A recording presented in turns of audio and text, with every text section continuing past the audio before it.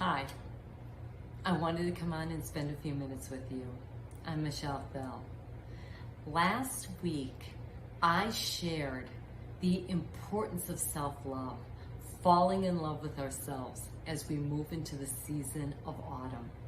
And this week, I'd like to take a story from someone else and share it with you because it's a story of a woman who learned and applied what she learned.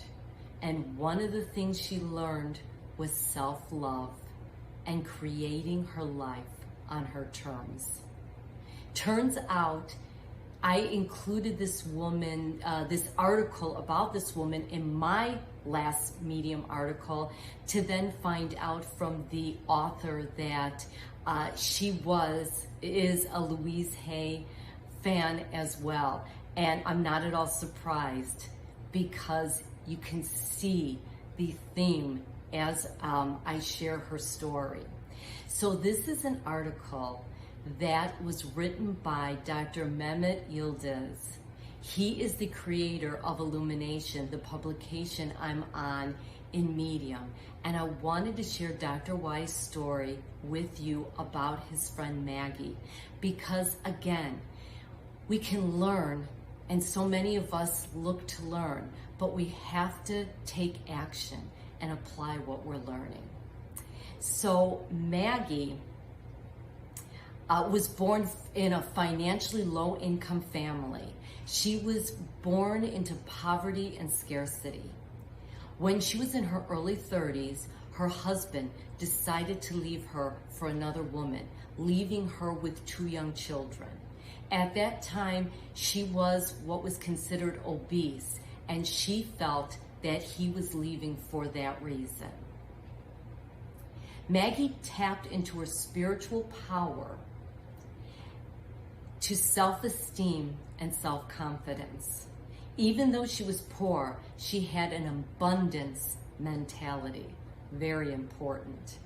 Maggie learned how to attract good things in her life by her goodwill, good deeds, principles, care, and consistent actions. That's the law of attraction at work. Her beliefs were not blind. Instead, they were self-empowering. Maggie is a 71-year-old successful businesswoman. She's a long-term philanthropist helping kids, women, and homeless people. Here's Rascal joining us. He loves this story. How she created, and this is more of how she created her life on her terms. Her health. Having 45 inches of a waistline, Maggie was experiencing the signs of metabolic syndrome and non-alcoholic fatty liver disease. Her hormonal system was a mess and her metabolism was dented. Root cause of her obesity was her childhood traumas. Now think about that emotional eating for comfort because of the events in our life that are eating away at us. She couldn't afford any nutritional, healthy food as well. So she survived for several years on cheap canned food. Maggie learned to effectively deal with emotional stress, which was an essential factor for her to lose weight, really heal herself, right? She didn't do any fad diets or any paid programs. She didn't have the funds to do that. And she was a non-working mom at the time with the 2 young ones. Instead, Maggie changed her lifestyle.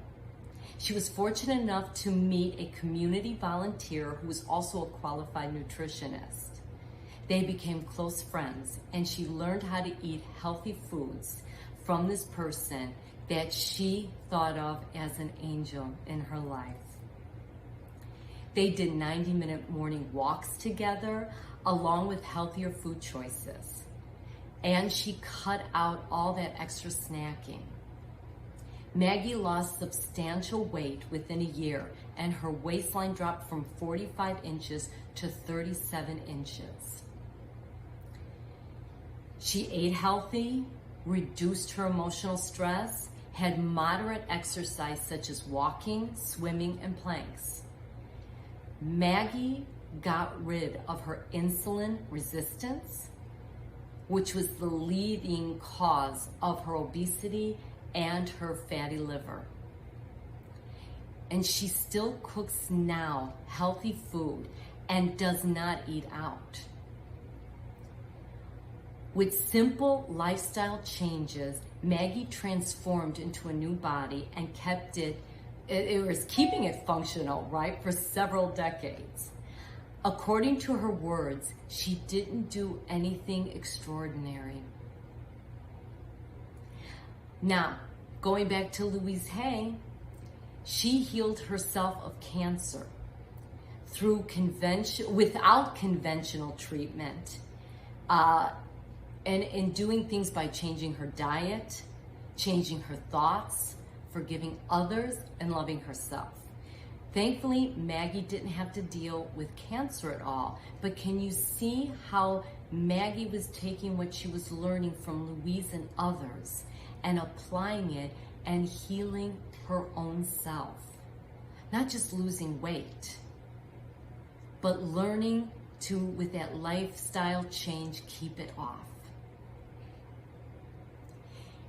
Maggie, going on to her wealth now, Maggie started her business. She runs some secondhand shops with zero funds after her husband left her with those 2 young kids while she was in her 30s. She never borrowed money from the government or any financial institutions.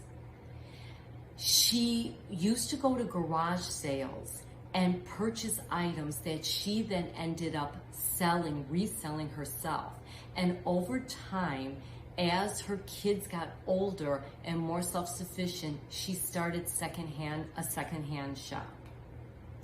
Maggie met many poor people who could only afford secondhand materials. She had lovely conversations with these lovely people, and she built deep relationships. In addition, she helped hundreds of people that are termed obese transform their bodies, both men and women. See how she's applying, she's changed, and now she's helping others. She now owns several secondhand shops and has been running them for 40 years. Her aim was not to become rich, but to be financially independent and help others along the way. She balanced these desires with persistence and gradual growth. While she was growing her business, she also allowed others to grow and succeed. So as Louise said, what we believe about ourselves comes true for us, and what we give out, we get back. Maggie created a thriving business from zero funds to now over $1 million. The secret to Maggie's wealth? Few points.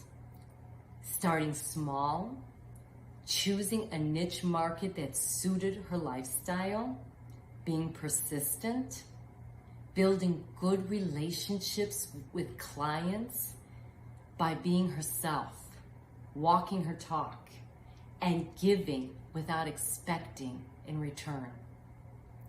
She took personal responsibility for her life. She didn't blame her childhood traumas, her husband, or her economic conditions. We may be born poor, disadvantaged, face many setbacks. However, we can change our circumstances and become better versions of ourselves with the right mindset, goodwill, and determination. Amen, Dr. Y, who wrote that, and amen, Maggie, for living that. As Louise Hay would say, look in the mirror and do some self-love. Say, I love you. It will work miracles. Guys, this is the journey of self-awareness where we're learning and we're applying and we're creating the life we desire. And I'm honored to be on this journey with you. Please continue on with me. Like my Facebook page at Newland Wellness and subscribe to my YouTube channel at Newland Wellness. And continue to join me on this journey as we navigate through these times and beyond. Let's create a new normal together. So until next time, thank you for spending a few minutes with me. Be well.